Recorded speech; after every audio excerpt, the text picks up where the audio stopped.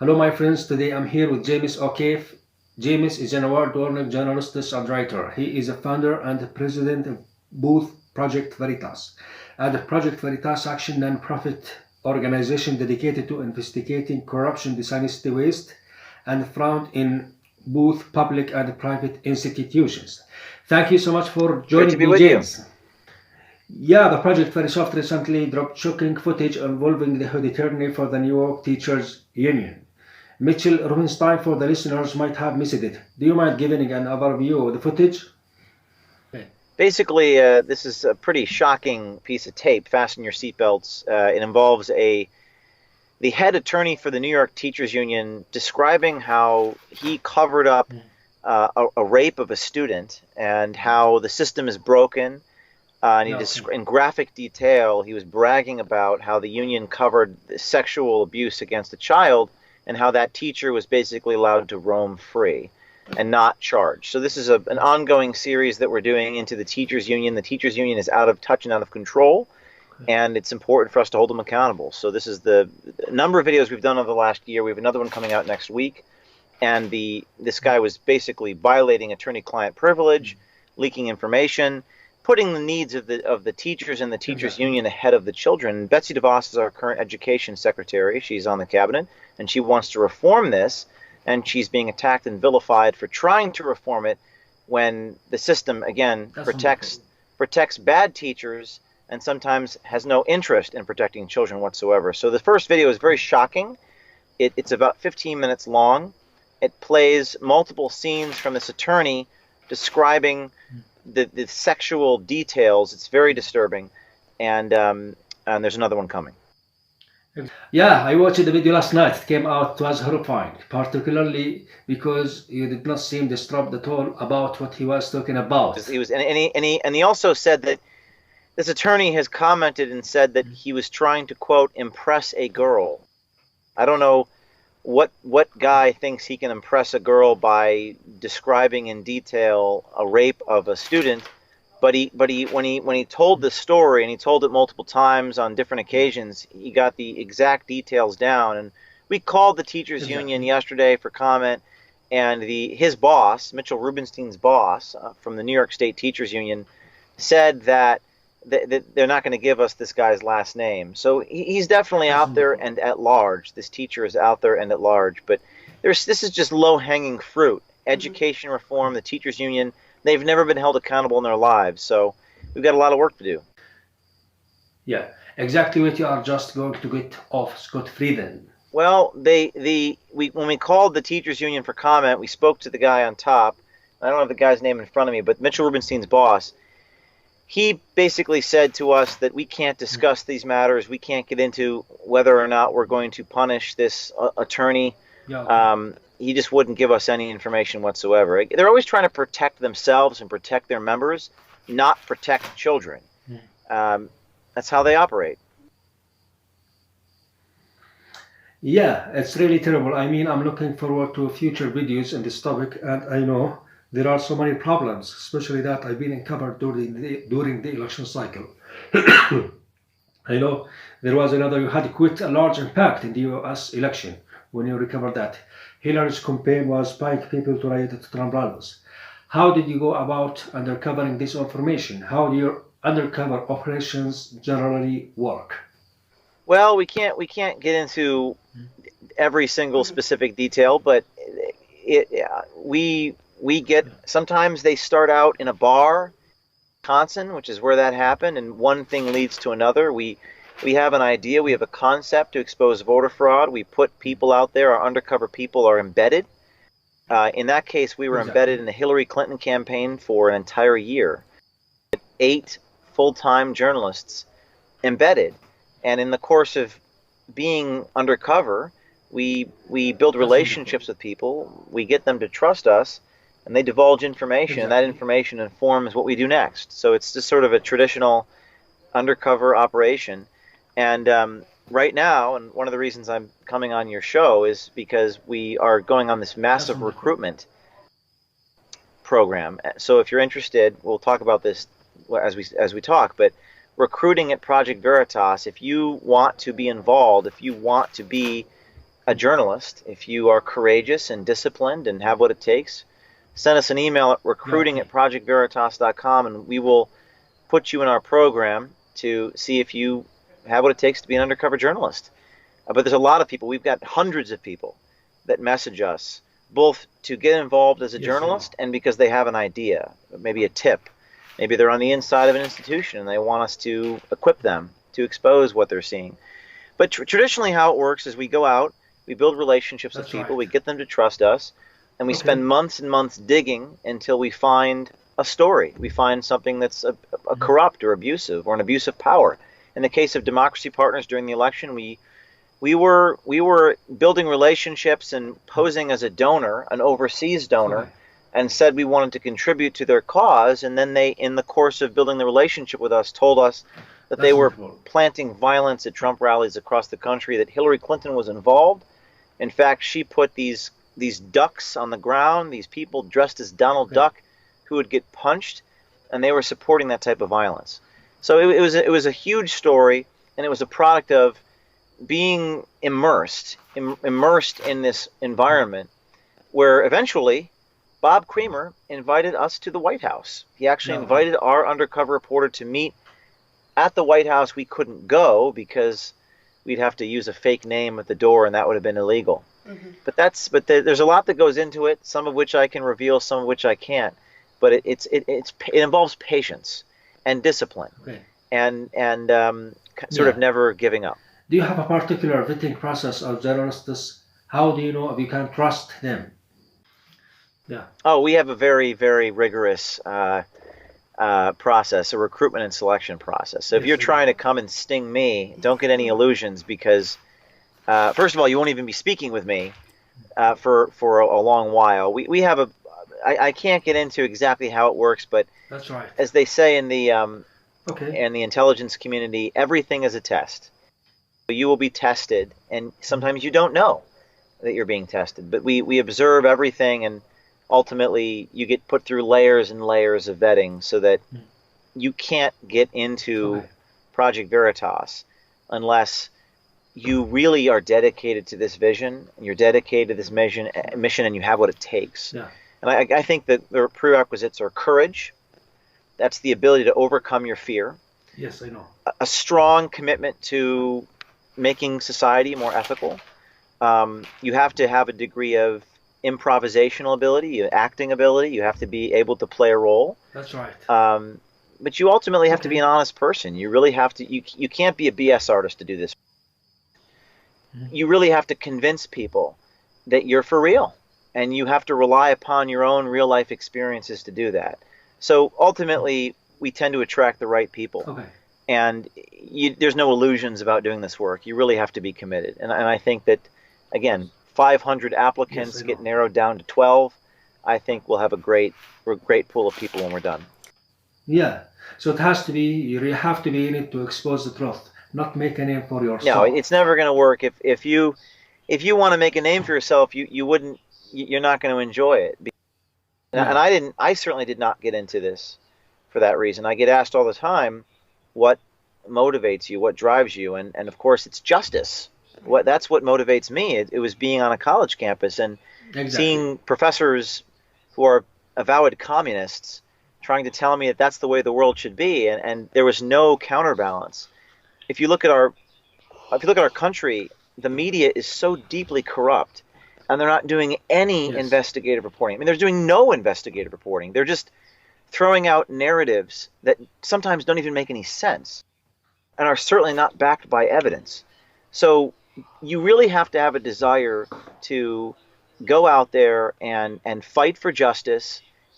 You're like a sniper. I mean, you're out there for months at a time, but it is so rewarding when you break these stories and you see people's hearts and minds change. There was one moment during the election when my entire team was in our headquarters here, and Anderson Cooper shows the video. And Anderson Cooper on CNN says, we really don't want to talk about this, but it's a big story, so we're going to talk about it. And there's people behind Anderson Cooper holding up a sign that says #Veritas. People, these weren't my journalists, these are just people in the country who within a matter of hours, had this story had trended on Twitter, and everyone around the country was rallying to the defense of the story, and even Anderson Cooper was forced to talk about it. So it's a very rewarding process to see the difference you can make Okay. if you're a journalist here. Yeah, absolutely. In that note, do you believe that the end of the mainstream news line? Do you believe it's come to an end? And do you think the future lies and alternative media such as Project Veritas? Absolutely. I mean, I don't know if we're at the tipping point yet, but I think we're very close to it. I think we're very close to the Yeah. point where our mainstream media they've lost their relevance. I mean, they've lost their business model is based on the fact that they have relevance. Every single prediction, every single thing they have said has been Exactly. wrong. Everything. I mean, think about it. For the last 2 years, or as Trump would say, think of it. For the last 2 years, you have had nothing but false predictions, lies, polls that aren't even real, and now they're saying Trump's not going to win again. It's all projection Yes. and narrative. So I think that people are looking, where can I get information? People are saying, where can I go to get the truth? And they're going to social media. Problem, the problem is now they're trying to ban people on social media. They tried to remove me. They've removed Milo. They've removed others. So Yes. maybe those media companies become my target. Maybe I'm going to investigate them. Yeah, I know. I often wonder because Twitter has such a large impact on all the people doing activism for Trump. I wonder if that could be repeated because so many people have been banned since then. I just wonder if they would able to have the same impact. Probably not. I wouldn't say no, but it's going to be challenging. But there is a Definitely. groundswell, a huge um, change in how we get our information. There's been a total power shift, a total Okay. transfer of power, and that was the most amazing thing I've ever seen. I mean, literally in 10 days, we got 150 million Twitter impressions, and CNN has a viewership of maybe 1.5 million people. So you have this groundswell, Yeah, okay. and Trump's able to communicate directly with people, and that's not going to change. I don't think we're ever going to reverse that. I think we're living in a new paradigm where the media knows their days are numbered, so what they're doing is they're doubling Definitely. down and behaving very irrationally and emotionally and calling everyone a Nazi, types of things. And I think that only hurts them more Okay. because they're in their own little echo chamber in D.C. and Manhattan and Los Angeles.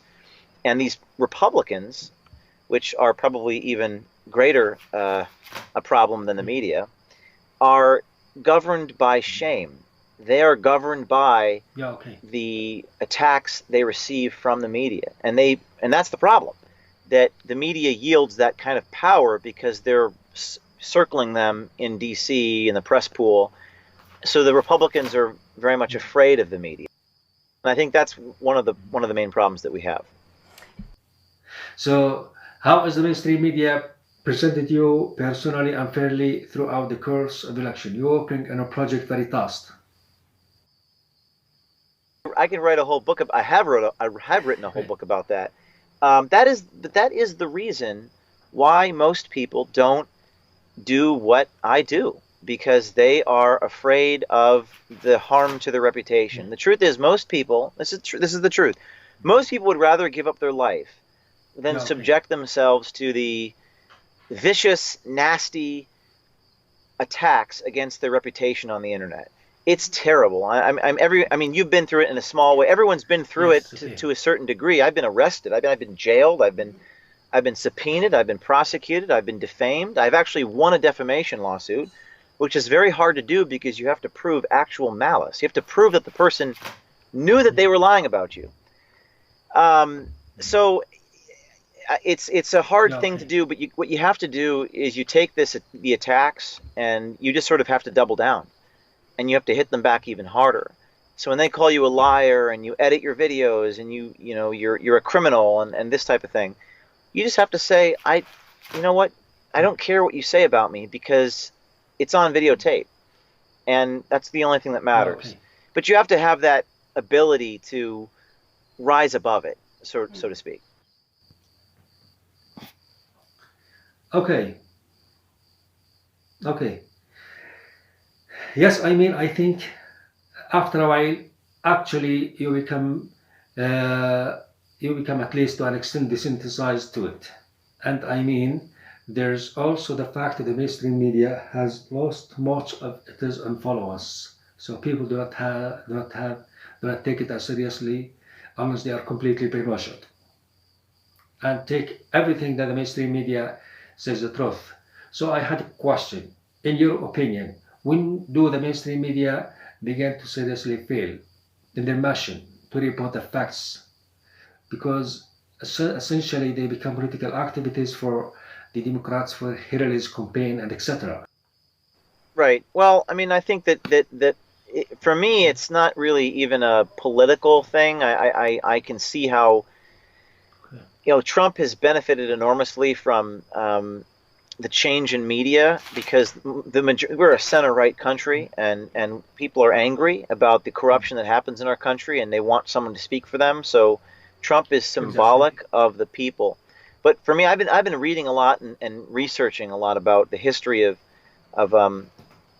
investigative journalism. It actually died in the 80s and That's wonderful. 90s with the consolidation of a lot of these media companies. ABC News was purchased by Disney. Yeah, Even Fox News is a corporation. They're a publicly traded yeah, corporation. that's right. A lot of Okay, these organizations are not willing to speak truth to power. They're not willing that's to wonderful. investigate Eric Holder or Hillary Clinton in a really powerful way because they're concerned mostly about their bottom line and their advertisers. Okay, So a lot of these media organizations are unable and unwilling to do the sort of aggressive watchdog journalism that they need to do. And in fact, the only people who can do it are yeah, citizens, people like you and me, people on Twitter, because we don't really have anything to yeah, lose. okay, We do, but we're not beholden to these advertisers. We're not billion-dollar companies. And I found with my stories that yeah, the Democracy Partner story that we broke in October, that was spiked. Or yeah, at the last minute, the heads of these media companies said, we're not going to air this story. The reason they wouldn't air the story is because they're a corporation regulated by the Department of Justice, and they were afraid that if Hillary Clinton won, yeah, that she would be able to yes, revoke their licenses. About that, they're afraid to report facts out of fear of retaliation from their own government. So when did it happen? Well, it happened, I think, somewhere between the 1970s and the 1990s, when 60 Minutes used to do the sort of intrepid muckraking undercover work. yeah, Well, they stopped doing it. ABC News used to do the investigative reporting into yeah, consumer affairs, but they got sued by all these organizations, and their lawyers said, don't do it. So we're operating right now in an environment where the only people who are able to take the risks necessary to expose this stuff yeah, are yes. citizens. And that's how we've gotten here. Now it's our responsibility, certainly my responsibility, because I think we can all agree we're living in a target-rich environment. I mean, there's so many things to do. I have to build a sort of army of citizen reporters to do it all. Yeah, absolutely. I will link all the information in the description of this interview. But I think it was in the 90s when Bill Clinton signed into law that Telecommunications Act, and after that it made it. So the companies could all consolidate, and now there's owned by six Something companies. like that, yes. It's there's so few. I mean, Yeah, even Fox News. People say Fox News is so great. Well, Fox News has spiked our stories yes, I every know. single time. I have not physically been on Fox News in years. They will not let me go on television. I can't. I not that I care about, but I want my stories to be on television. Um, That's but right. those organizations are just too afraid. They Okay. don't want the retaliation by the Clinton Justice Department or Eric Mhm. Holder. So it's a kind of groundswell. We have to make these stories come alive on social media. The person resigns, and then hopefully when the person Okay. resigns, then the Fox Newses and the New York That's Times of right. the world can write someone Okay. resigns after committing fraud. That kind of indemnifies them. But it's really it's Mhm. really bad. I mean, the lack of journalism in our country is troubling, particularly into government and some of these sacred cow institutions. Okay. Yeah. Yeah, it's terrible that has gotten, and so far they are just out of fear. People won't report the truth anymore. So it does say a lot of people such as ourselves and probably very soft, but you are willing to take that risk to take your repetitions and like eating your life on the line of this. Do you feel personally this is possible to be objective completely? And do you think this always bias for journalists? That's a great question. That's a very um, that's a long ethical discussion. I think that the great thing about what Veritas does is everything we do is video based. So if you're a reporter and you're writing something up, you can kind of mask truth by choosing particular words and people say that we edit. Well, some of these pieces we That's don't edit at all. It's just someone talking. It's on video. If you read an article in the New York Times or the Washington Post, it's severely edited, and the information is presented to you in thin and selected streams. If you look at television news, I mean, they edit everything. I mean, Katie Couric was sued for defamation last year when she took some people who are pro-gun and she asked them a question and she showed them just sitting there silently. Well, she edited out the part where they responded to her question, and she just made them look stupid. I don't do that. So I think the answer to your question is, can you be objective?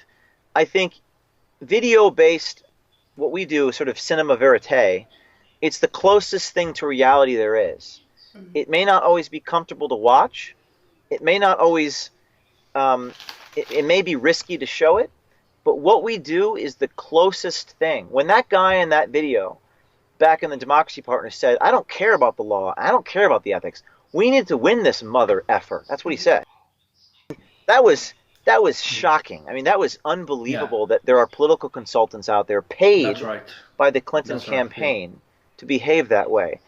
I don't think reporters can even write some of these things, because if they did, they would burn the people that they need to get the information from. They use these people as access. So I don't have a problem burning people to get information or going where I need to go. I think when it comes to video does not lie. And that's why I use video, because it's objective, it's real, it's right there. You can't argue with it. Yeah, that's right. Yeah, there's no opportunity for you that, inject your opinion or your own propaganda. Is just exactly. You are showing what other people are doing. Why do you think it is that? Do you think that the most of American people do not have the desire to inform themselves? Why do you think there is? Because there obviously would be a lot more outrage surrounding other than videos such as what you just and let me add to that on Tuesday. I don't think that the American people are stupid, Yeah. whereas I think the media does. I think the media needs to only project opinion and narrative. It's that the American people don't have the information. If they knew what was happening behind closed doors in Congress, if they could see the bribes of federal judges, if they could see the IRS targeting conservatives, there would be riots in the streets. In fact, frankly, there kind of was in the election of Trump, the populist uprising. But if people had any idea how bad it was, I've just basically scratched the surface of the iceberg, then people would finally be able to make informed decisions. They would finally all come to some type of consensus. That's what we do at Veritas. We create a moral consensus. When you actually see dozens of top teachers union officials tell you, I don't care about kids. I'm here to protect my job. Well, what type of world do you think we'd live in? You'd see Betsy DeVos getting a lot more than 50 votes in the Senate confirmation hearing. Maybe she wouldn't be considered so controversial. When you go to Newark, New Jersey, where I'm from New Jersey, and you see African-American children who are desperate to escape the prison system that is the public school, and you show video of those children crying, desperately pleading to get out of those classrooms, which are not classrooms at all, suddenly the American people will make informed decisions. The truth is, the media doesn't want to show you those things. Mm-hmm. The media does not want to show you those things. And that's how they perpetuate the great lie. That's how they perpetuate the fact that you hate black people or I hate minorities and all that crap. Because it's in their interest to build a sort of political corporate thing that they have, the status quo. And that's when you start to see, well, we got to disrupt the status quo. We got to show video. Yeah, obviously, I know that. You are far too popular now to ever go undercover. But at this point, but early on, initially in the beginning of project, very hostile.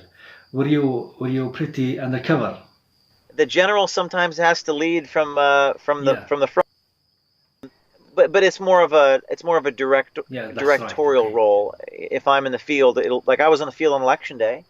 This past election day, I was in that's Philadelphia, wonderful. and I was in a car, and we were driving from pole to pole, and I would walk in, and I would say, who should I vote for? Of course, Okay, an election judge should never tell you who to vote for. And these election judges actually said, you need to vote for Hillary Clinton. This is in North Philadelphia, which I don't think anyone cared, even bothered to know what was going on in some of these inner city communities. But it was a total, I mean, it was a yeah, total okay, disaster. They were giving me ballots that were filled out. So I filmed this, and I was wearing glasses and a wig and a mustache. yes, okay, And they had no idea that I was James O'Keefe, but they give me these ballots and they say you need to vote for Hillary. Of course, that's a felony. So I go outside, I take out my phone and write to Twitter. I do a little on camera and I say, okay, America, they just told me who to vote for. And then out of the poll comes running the supervisor who starts pointing at me.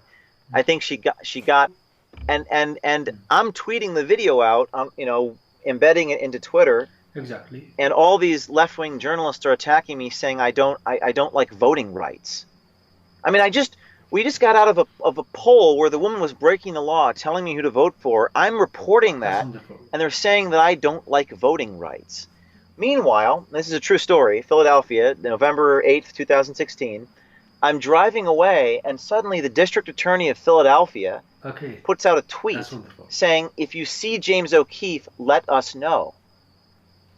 Well, if you're the district attorney, shouldn't you be prosecuting the crimes that we're uncovering? This is what I'm talking about. This is the type of thing that we are constantly behind enemy lines. We this is the difference between Okay. us and soldiers who fight overseas. We are always behind enemy lines in our own country. And so you ask me, do I go undercover? Well, listen, I'm always you know, Exactly. behind enemy lines, and we're always dealing with situations like that. Okay. Well, have yourself or any of your reporters ever about in Not danger really, of being undercover? because the way that our adversaries work is they don't use physical violence against us. They use the legal system. Like I just said, the district attorney was saying, if you see James O'Keefe, let me know. Of course, in his mind, he's like trying to indict me or something. I have been to jail. I was falsely accused of a crime I didn't commit, and it was awful. I've been set up That's by wonderful. people never did any harm to, but they came out and said that. I was sued 2 weeks ago by a official, a Common Core official that I exposed. I have to be very careful about vetting people, making sure that someone isn't trying to burn me. These are the types of things that I have to worry about. Less so physical violence. We Yeah, do sometimes get death threats, but we just take precautions, and we have a secure facility, and the most important thing is to never get caught, is to never be in a situation where you are compromised. I probably am a little cowboyish sometimes. Like filming myself outside of the polling location was probably not the right decision. I should have driven a mile away and done it. But you know, you just never want to be in a situation where you're compromised. well, on that face, what I must say is really amiable at you at the project Veritas. Uh, after all that, you've been thought to expose the truth. Really is. Thank you so Thank, much. thank you. Thank you so much for that. Yeah, I know. You said you only have about 30 minutes, so I will wrap this up now. But is there anything you would like to add? That mean I didn't get to where that you would like people to know. Well, there's a million things to talk about, but I would Yes, say, I know. I would say the number one thing for your audience is right now what we're doing is this recruitment push. So if you're watching this and That's you right. really think, you know, I really want to do that. I Okay. really care about justice. I care about exposing what's really going on. I really want to show people the way things are, and you have what it takes. shoot us an email, recruiting@projectveritas.com.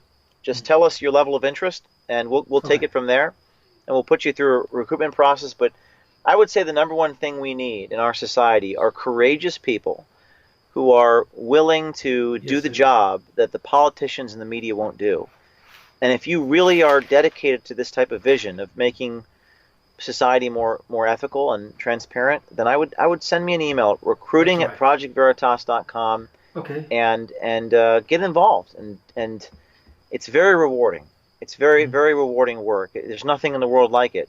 And as hard as it is, sometimes there are so many people out there that depend upon us, Okay. the citizens. There are so many people who are afraid, for whatever reason. That's a subject for another day. But there's so much fear out there that Yeah. we need people who are willing to make some type of sacrifice. Our founders gave up sacrifices. I mean, they gave up their lives, their Yeah. honor, their reputations. Our soldiers make far greater sacrifices than what we could ever Exactly. make. So our war is here. As Marcus Luttrell said, our war is on our soil. It is a fight for for a more ethical That's and just wonderful. society. And we need more than a handful of people doing this. We need an army. We need hundreds of guerrilla journalists, which is what I'm responsible for. So send me an email, recruiting@projectveritas.com. Tell your friends and Okay. family, spread the That's word, wonderful. and we will hire you and we will equip you. Okay. Yeah. If you enjoy this interview, I will appreciate you. Subscribe and like this video. And thank you so much, James, again. It has been really wonderful talking to you.